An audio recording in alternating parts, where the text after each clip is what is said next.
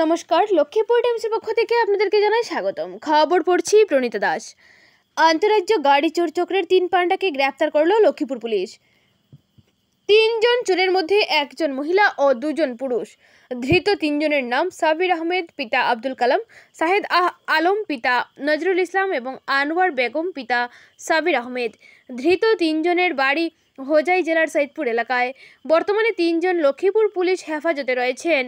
ঘটনার বিবরণে জানা গেছে, গত 1 মাস পূর্বে মিস্ত্রি সেজে তারা লক্ষ্মীপুর থানাধীন লালাং চতুর্থ খণ্ডের মাড়াগাং এলাকার ভগলারপাড় গ্রামের রিয়াজউদ্দিন চৌধুরীর বাড়িতে এসে মিস্ত্রি পরিচয় দিয়ে কাজে লেগে এভাবে কয়েকদিন কাজ করার পর গৃহমালিকের পরিবারের সদস্যদের সাথে ভালো সম্পর্ক গড়ে ওঠে।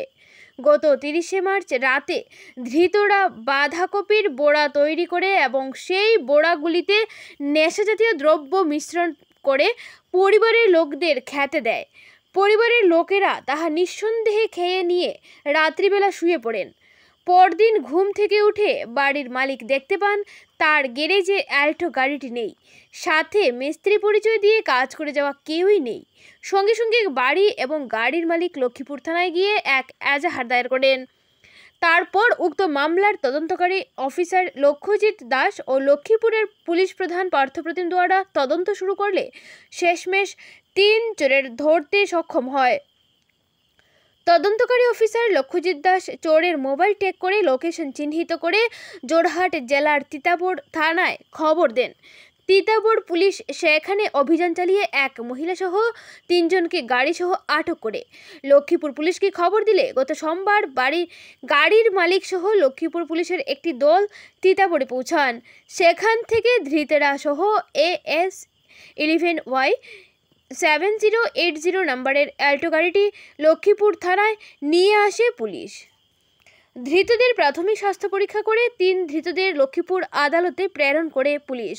বুধবার গাড়ির মালিক সংবাদ মাধ্যমের সাথে কথা বলতে গিয়ে জানান, তার বাড়িতে থাকা 2 কেজি আগরের মালও নিয়ে গেছে।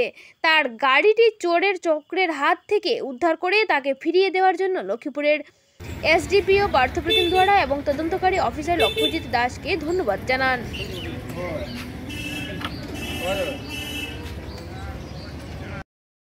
নাম রিয়াজউদ্দিন চৌধুরী আর লালং পাটপর মোরাগাং বগলাপাড়।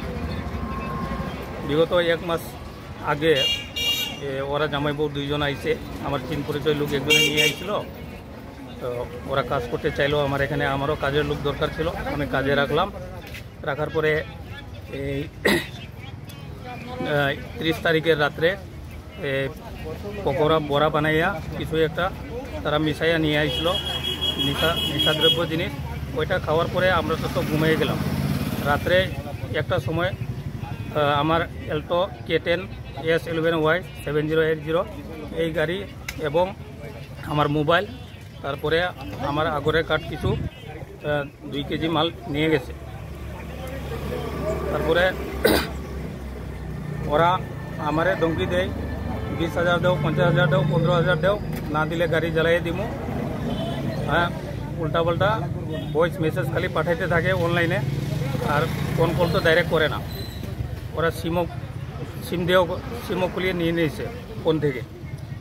তো এরপরে আমি 31 তারিখে লক্ষ্মীপুর থানায় এজাহার দিলাম।